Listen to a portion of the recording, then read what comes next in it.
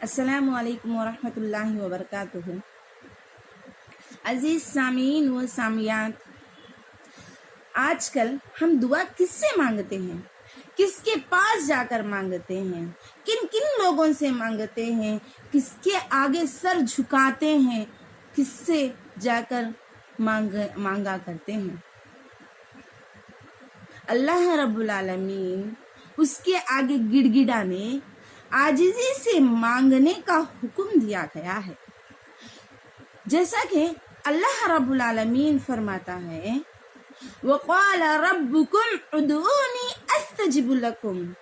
तुम्हारे रब का फरमान है, तुम मुझसे मांगो, मैं तुम्हारी दुआओं को कबूल करूंगा।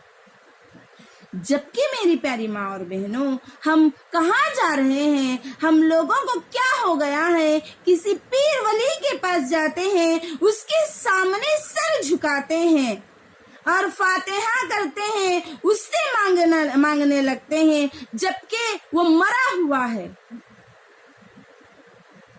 खुद अल्लाह रब्बुल आलमीन कहता है कि तुम मुझसे मांगो, मैं तुम्हारे दुआओं को कबूल करूंगा।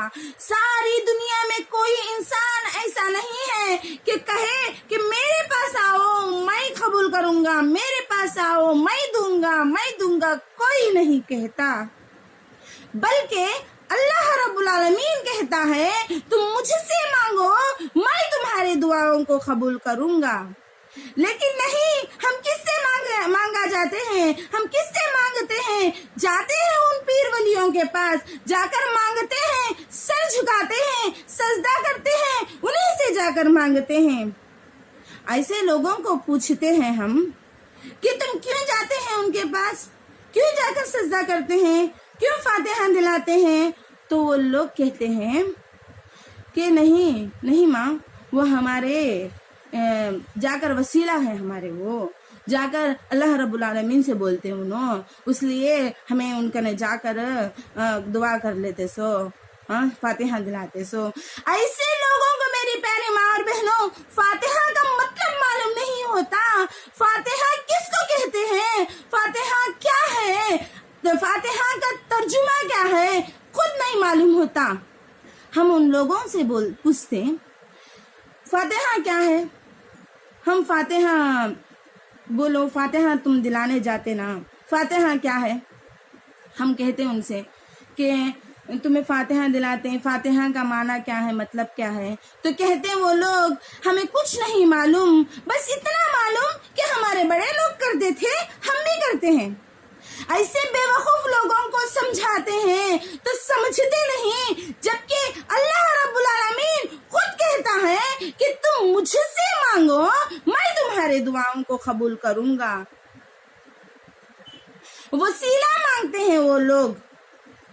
हम जब उनसे कहा जाता है कि तुम क्यों वसीला मांगते, डायरेक्ट अल्लाह रब्बुल आलमीन से राबिता कर लो, अल्लाह रब्बुल आलमीन से मांगो, तो वो लोग कहते हैं ऐसा कैसा माँ, दुनिया में ऐसा होता क्या? हम लायर के पास जाते ना कि डायरेक्ट वकील के पास जाते हैं, मतलब जज के पास डायरेक्ट नहीं जाते नहीं क्या? हमें लायर का नहीं जाको, उससे डील कर ले को, उसके बाद जज के पास जाते। वैसा हमें हमारे पीर वलियों के पास जाकर अल्लाह को बोलते हैं।